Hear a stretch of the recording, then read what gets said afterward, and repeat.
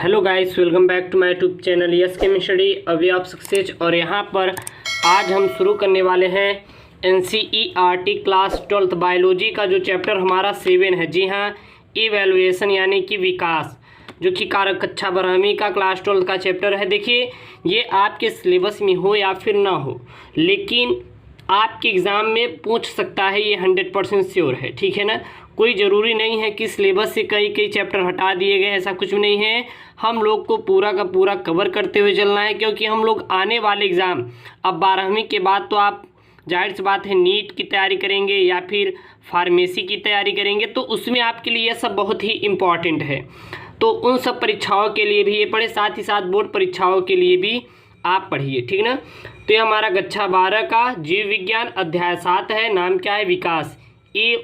Evolution हमारा है। ठीक है, एनसीईआरटी बेस पे हम लोग पूरा पूरा पढ़ा रहे हैं, तो सभी वीडियो आपको मिल जाएंगे। साथ ही जो चैप्टर 6 का मैंने कुछ वीडियोस छूटे हैं उसको भी अपलोड कर रहे हैं लगातार, धीरे धीरे पूरे के पूरे आपको अपलोड कर दिए जाएंगे हमारे इस यूट्यूब चैनल एसकेएम स्टडी पर। ठीक है, नंबर 1 चैनल है आपका, ट्रस्टेड चैनल है। तो यहाँ पे हमारा सर्वप्रथम जानते हैं हम लोग जैव विकासी विज्ञान। जैव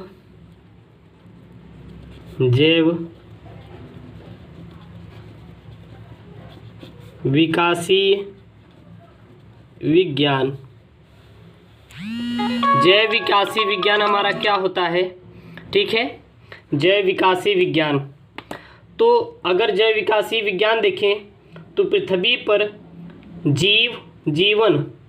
पृथ्वी पर जो जीवन है, जो जीव हैं, उनके विभिन्न रूपों का अध्ययन करना ही जैव विकासी विज्ञान कहलाता है। याद रखिएगा मेरे प्यारे बच्चों, जैव विकासी विज्ञान क्या होता है? तो पृथ्वी पर पाए जाने वाले जीवों के विभिन्न रूपों के इतिहासों का अध्ययन करना ही जैव विकासी विज्ञान कहलाता है। ठीक है, क्या लिखेंगे? पृथ्वी पर पाए जाने वाले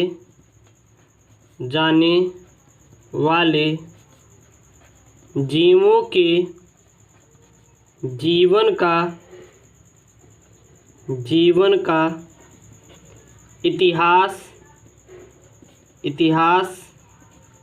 जीवन के इतिहास का अध्ययन करना जैव विकासी विज्ञान कहलाता है।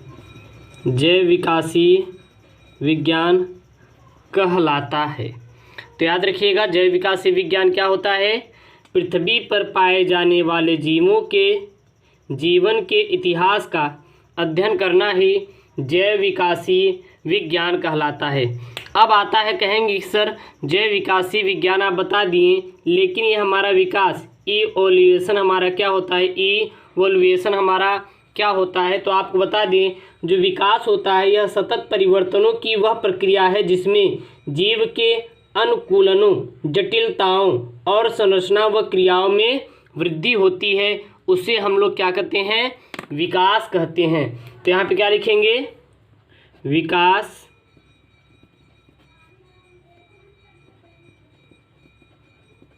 सतत परिवर्तनों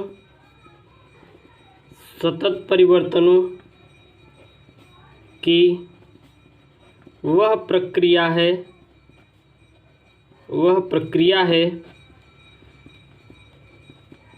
जिसमें जीव के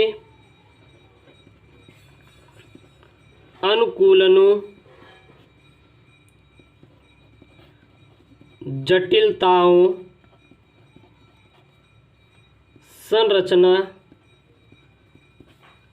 संरचना व क्रियाओं में वृद्धि होती है। क्रियाओं में क्या होती है? वृद्धि होती है। उसे हम लोग क्या कहते हैं? विकास कहते हैं। तो विकास क्या है? विकास सतत परिवर्तनों की वह प्रक्रिया है जिसमें जीव के अनुकूलनों, जटिलताओं, संरचना व क्रियाओं में वृद्धि होती है। उसे हम लोग क्या कहते हैं? जैव विकास का नाम दिए हैं। ठीक है ना। जैव विकास के बाद आती है हमारी जीवन की उत्पत्ति। क्या आती है मेरे प्यारे बच्चों? जीवन की उत्पत्ति। जीवन की उत्पत्ति यानी कि इसको बोले तो ओरिजिन ऑफ लाइफ। ओरिजिन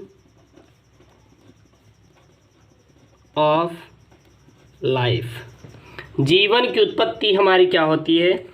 तो जीवन की उत्पत्ति से हम लोग समझे तो बहुत सारे चीज़ों की बहुत सारे मतें हैं कि जीवन का विकास कैसे हुआ। देखो, जीवन का उत्पत्ति समझने से पहले हम लोग जानेंगे कि हमारी पृथ्वी और ब्रह्मांड कहाँ से आई, क्योंकि जीवन निवास किस पे करता है? जीवन हमारा करता है पृथ्वी और ब्रह्मांड पर। तो जीवन की उत्पत्ति समझने से पहले हम लोग पढ़ेंगे ब्रह्मांड और पृथ्वी की उत्पत्ति। जब ब्रह्मांड और पृथ्वी की उत्पत्ति हम लोग पढ़ लेंगे तो हमें जीवन की उत्पत्ति सबसे अच्छी तरीके से समझ में आ जाएगा। तो इसीलिए हम लोग पढ़ते हैं ब्रह्मांड एवं पृथ्वी की उत्पत्ति। सर्वप्रथम हम लोग हेडिंग क्या बनाते हैं? ब्रह्मांड एवं पृथ्वी की उत्पत्ति। ब्रह्मांड और पृथ्वी की उत्पत्ति, ठीक है ना। सर्वप्रथम हम लोग जानते हैं ब्रह्मांड और पृथ्वी की उत्पत्ति कैसे हुई है, फिर उसके बाद जब हम लोग इसको डिस्कशन कर लेंगे तो जीवन की उत्पत्ति देखेंगे। तो ब्रह्मांड एवं पृथ्वी की उत्पत्ति, ये ब्रह्मांड और पृथ्वी की उत्पत्ति लगभग की 200 वर्ष पुराना है। अगर हम लोग देखें ब्रह्मांड, तो ब्रह्मांड कितने वर्ष पुराना है? तो हमारे ब्रह्मांड लगभग की 200 वर्ष पुराना है। वह 10 लाख मिलियन आकाश गंगाओं से मिलकर बना हुआ है। अब कहेंगे कि सर हमारी ये आकाश गंगाएं क्या होती हैं? तो आकाश गंगाएं जैसे कि सूर्य सहित अन्य जो नक्षत्रों का समूह होता है उसे ही हम लोग आकाश गंगाएं कहते हैं, ठीक ना। तो आकाश गंगा क्या होती है? तो सूर्य एवं अन्य नक्षत्रों, क्योंकि सूर्य का चक्कर कौन लगाता है? पृथ्वी लगाता है। पृथ्वी का चक्कर कौन लगाता है? वो लगाता है आपका चंद्रमा लगाता है। और ऐसे कोई न कोई चक्कर लगा रहे हैं, तो वही हमारा क्या है? आकाश गंगा है, ठीक ना। वैज्ञानिकों का मानना यह था कि जो ब्रह्मांड की उत्पत्ति थी 10 से 13 खरब वर्ष पूर्व इलेम नामक आद्य पदार्थ से हुआ था। वैज्ञानिकों का ऐसा मत था कि लगभग 10 से 13 अरब वर्ष, समझ लीजिए खरब वर्ष पूर्व ही हुआ था। खरब, अब पता है करोड़ों वर्षों, अरब वर्षों, खरब वर्षों पूर्व ही एक आद्य पदार्थ से हुआ था। तो चलिए हम लोग लिखते हैं ब्रह्मांड एवं पृथ्वी की उत्पत्ति में ब्रह्मांड लगभग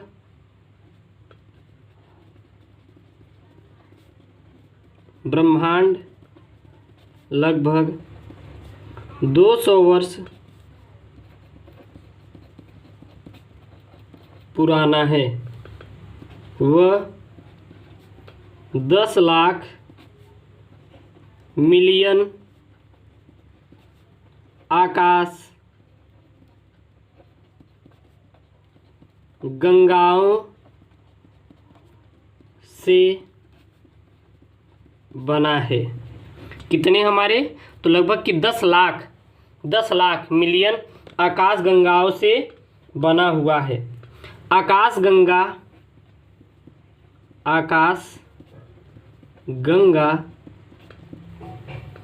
सूर्य सहित अन्य नक्षत्रों का समूह है। अन्य नक्षत्रों का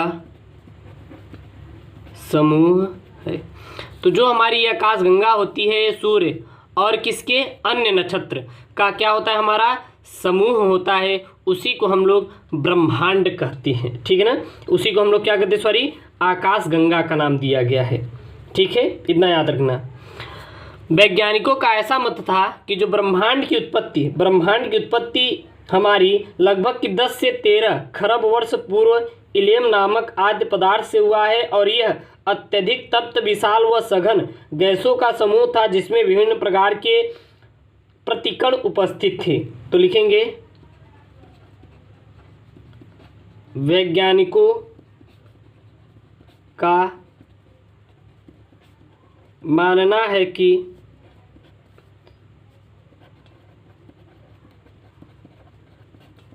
ब्रह्मांड की उत्पत्ति लगभग 10 से 13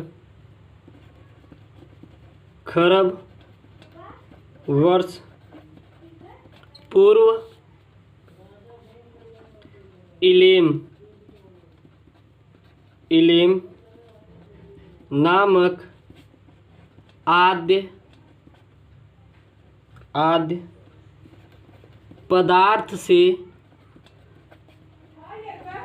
हुई है। तो हमारे जो ब्रह्मांड की उत्पत्ति कहाँ से हुई है? एक आद्य पदार्थ है जिसका क्या नाम है? इलेम, जो कि आपके ऑब्जेक्टिव प्रश्न बनता है, आपके लिए बहुत इंपॉर्टेंट है, दे देगा तो सीधा बता देना वह पदार्थ क्या हमारा? इलेम है। ठीक है ना। यह पदार्थ अत्यधिक तप्त, विशाल व सघन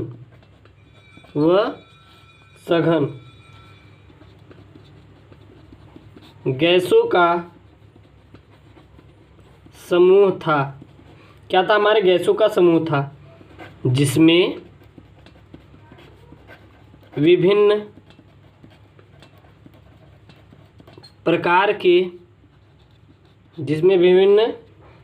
के कण प्रतिकण उपस्थित थी। ठीक है। तो यहाँ पे हम लोग अब इसके आगे लेक्चर में जानेंगे कि ब्रह्मांड और पृथ्वी की उत्पत्ति में बहुत सारे मत थे, उसके बारे में डिस्कशन करेंगे।